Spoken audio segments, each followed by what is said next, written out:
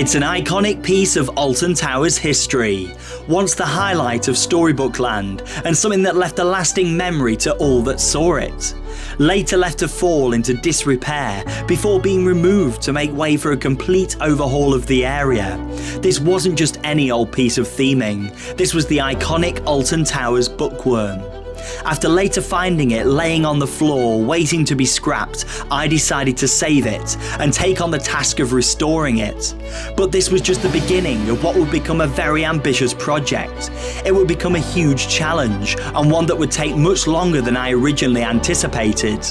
But after saving the Bookworm from the scrap heap 6 years ago, 2020 would finally be the year that this once magnificent structure would finally be restored. It was set to be a huge task, with a completely broken body and huge holes in the fiberglass, with the skin ripped from the outside of his head. But me and my dad were ready to take on the challenge. A childhood memory for not just me, but millions of others that was left to rot was about to shine once again. But as you're about to find out, getting to this stage certainly wasn't an easy task. To repair the body, we used fiberglass matting and liquid resin. The fiberglass matting had to be cut into various sizes and shapes to fit the different body contours. For the resin mix, we added a small amount of catalyst to a large amount of liquid resin. Once this is mixed, we only had a limited amount of time to apply it to the surface, before it would then start to set.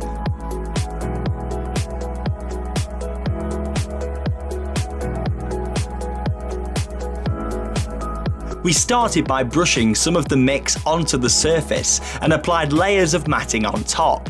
We then brushed some more of the mix over the matting to give the fiberglass the strength it needed. Some areas took more layers of matting for added strength.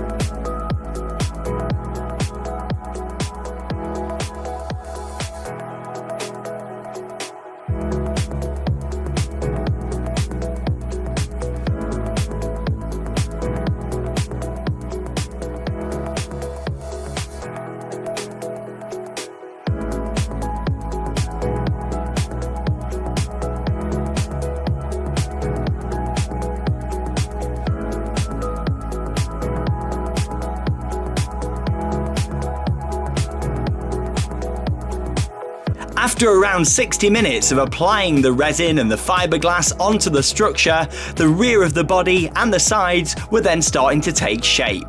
This was the point when we knew that things were attaching to the structure as expected, and we continued to add more, especially round towards the front.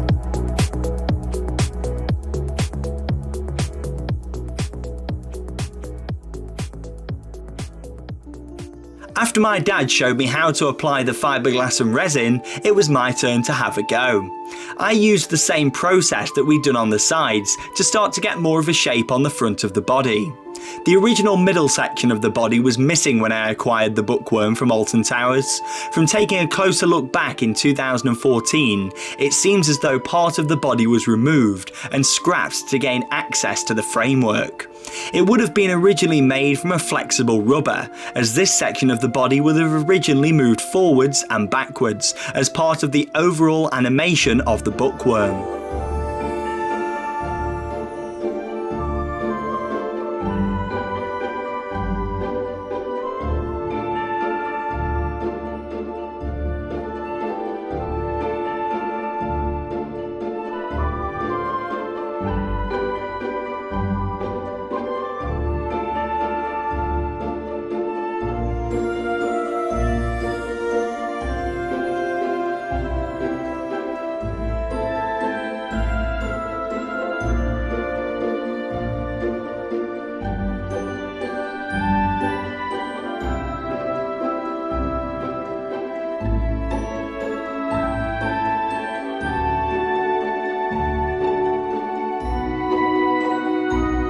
Applying fiberglass is a very messy job, and at this point we realised that it was going to be a hard task getting the shape that we wanted.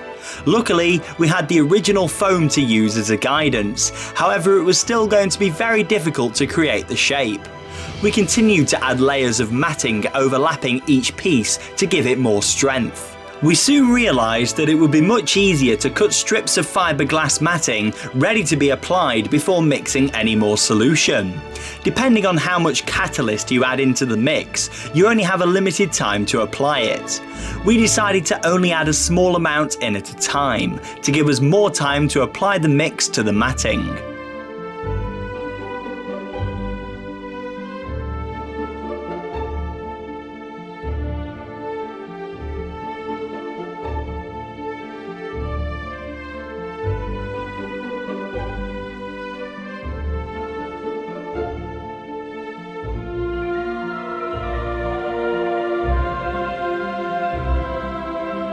At this point, we had finished adding a layer of fiberglass matting on the front of the body, after originally thinking we would need to add a second layer. When it was dry, it was clear that by overlapping the pieces that the strength was perfectly adequate. Even though we had completed the fiberglass on the main part of the body, there were also sections elsewhere that needed fixing. This included the arms of the bookworm that needed work doing to them as part of the restoration. Later that day, and when the mixture had fully set, we needed to trim off any excess matting that had overlapped. We used a Stanley knife to do this, as when fiberglass is set, it becomes very hard to cut.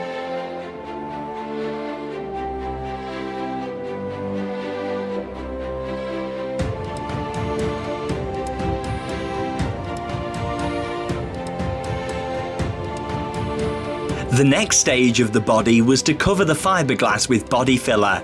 This is the same type of filler that would be used to repair dents on cars. We decided to use this knowing that it can be shaped to exactly how we need it. To mix the body filler, we added a small amount of the red catalyst to a larger amount of filler. Much like the fiberglass resin, this needs to be applied swiftly as you have a limited time to apply it before it starts to set. After the body filler was mixed, I started to show Sean how to apply it to the body to get the best shape possible. I started at the top, knowing that the correct shape was already there from some of the original body. The more careful that the filler is applied means that you can obtain a much better finish, leaving less rubbing down of the filler afterwards.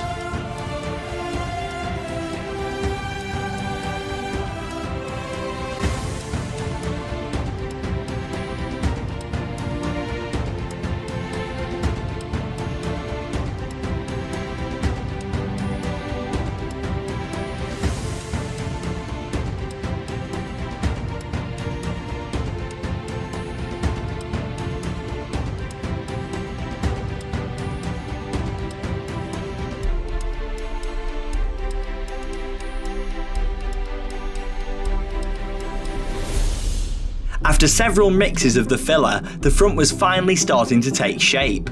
Unlike fiberglass, filler provides a thicker coating that you can add more layers to once it's dry. It was quite a time-consuming job, however it was definitely needed to restore the front of his body. At this point we were very proud of how it was looking, especially as we only had some old pieces of foam to work around.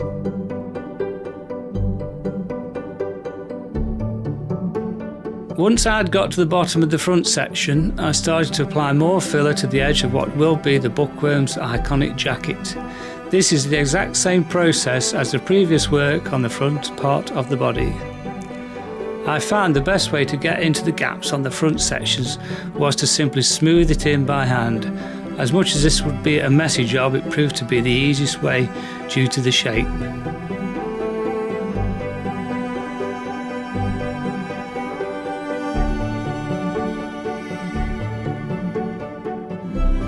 After many hours of work, we had finally added the first coating of filler to the body of the bookworm. This was a huge milestone in the project, especially with us not having much of the original middle section of the body. We used fiberglass and filler to make a solid body that would last a long period of time. As this section was no longer going to move, we decided that this would be the best option and would also increase the lifespan. Before starting to rub down the filler, we had to let it dry. To not waste any time, we started work on other parts of the project. At the top of the bookworm's back, there was an access point for fitting the head to the body. However, its back panel to cover it over was missing. we had to make a new one, so by using a cardboard template, we could later add a layer of fiberglass over it, followed by a layer of filler. When it was all set, the cardboard would be removed, which left us with our removable panel.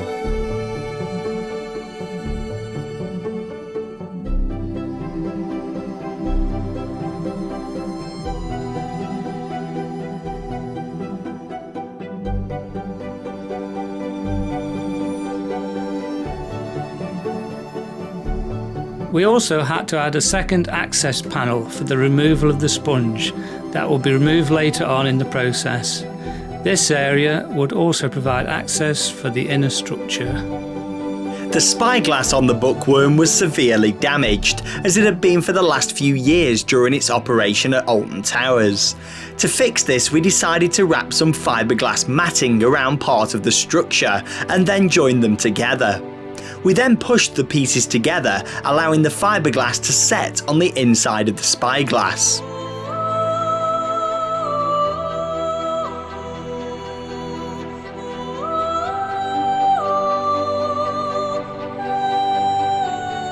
They were then held in place using cable ties until they had set.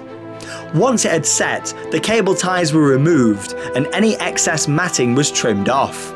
We'd then later come back to the spyglass to add more filler. The Bookworm holds a purple book in his right hand, and a big part of the restoration was to make it look as good as new. We used the same process to repair the book as we did on other parts of the Bookworm. To fill in the large holes, we applied fiberglass matting followed by resin.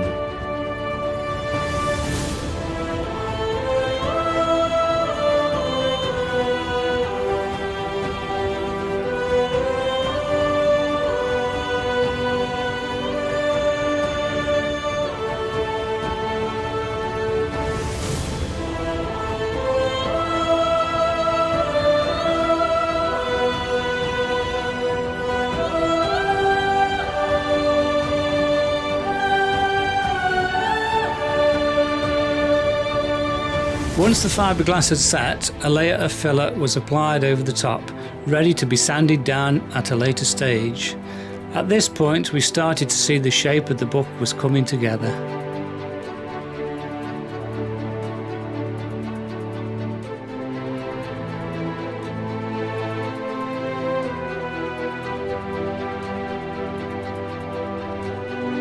Later on, after the filler had dried on the front sections, I applied filler to the side and rear sections of the Bookworm's body. This was a long process and took several mixes of filler to cover the area. After helping out my dad with other sections of the body, by this point I was more than capable of applying it myself.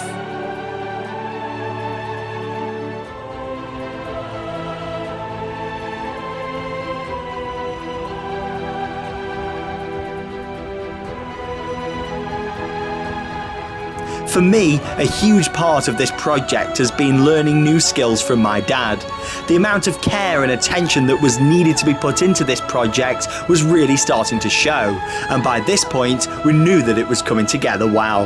But although a huge amount of progress had been made, there was still a long way to go with restoring this classic piece of Alton Towers theming.